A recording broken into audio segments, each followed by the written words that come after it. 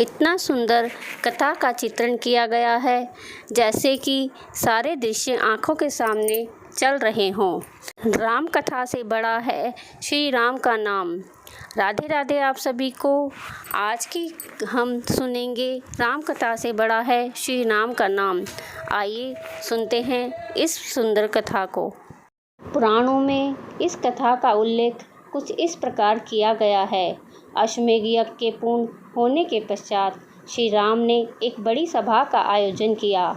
सभी राजाओं को उस सभा में आमंत्रित किया गया। सभा में आए नारद जी के भड़कने पर एक राजा ने भरी सभा में ऋषि विश्वामित्र को छोड़कर सभी को प्रणाम किया। यह देखकर विश्वामित्र गुस्से से भर उठे और उन्होंने श्री राम से कहा कि अगर सूर्यास्त से पहले श्री राम ने उस राजा को मृत्युदंड नहीं दिया तो वो राम को श्राप दे देंगे। श्राप के भयभीत से श्री राम ने उस राजा को सूर्यास्त से पहले मारने का प्रण ले लिया। जब राजा को श्री राम के प्राणों की खबर मिली तो राजा भागा भागा हनुमान जी की माता अंजनी के पास गए और माता अंजनी को पूरी बात बताए बिना माता अंजनी से प्राण रक्षा का वचन मांग लिया। माता अंजनी ने हनुमान जी को राजा की जान बचाने का आदेश दे दिया। हनुमान जी ने श्री राम की कसम खाकर कहा कि कोई भी राजा का बाल भी बांका नहीं कर पाएगा। लेकिन जब राजा ने बताया कि श्री राम ने ही उन्हें मारने का प्रण किया है तो हनुमान जी धर्म संकट में फंस गए। हनुमान के सामने धर्म संकट खड़ा हो गया कि वो राजा के प्राण कैसे बचाएंगे। अगर श्री राम राजा को मार देते हैं तो माता को दिया हुआ वचन पूरा नहीं हो पाएगा। अगर राजा को मैं बचाऊंगा तो श्री राम का प्रण पूरा नहीं हो पाएगा और उन्हें श्राप मिल जाएगा। उलझन में फंसे हनुमान जी को एक युक्ति सूझी। हनुमान जी ने राजा से सरयू तट पर जाकर राम नाम जपने के लिए कहा। हनुमान जी खुद सूक्ष्म रूप में राजा के पीछे छिप कर बैठ गए। जब भगवान श्री राम राजा को ढूंढते हुए सरयू तट पर पहुँचे तो उन्होंने देखा कि राजा राम नाम का जप कर रहा है।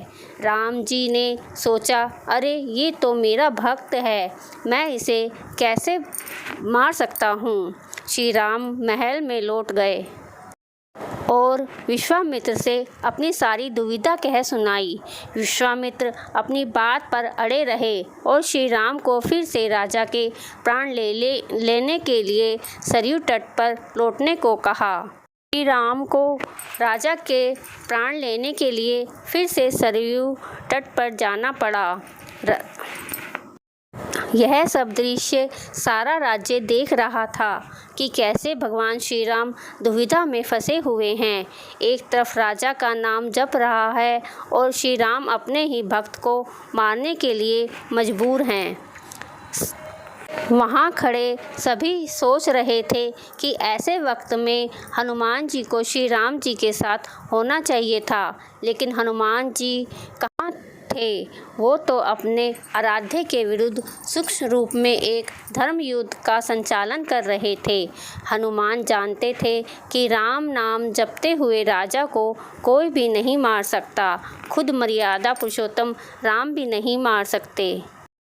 श्री राम जी जब फिर से सरयू तट पर लौटे तो राजा को मारने के लिए शक्ति बाण निकाला, लेकिन तब तक राजा हनुमान जी के कहने पर सिया राम जपने लगा। भगवान श्री राम जानते थे कि सिया राम जपने वाले पर शक्ति बाण असर नहीं करता। वो बेबस हो गए और महल को लौट गए।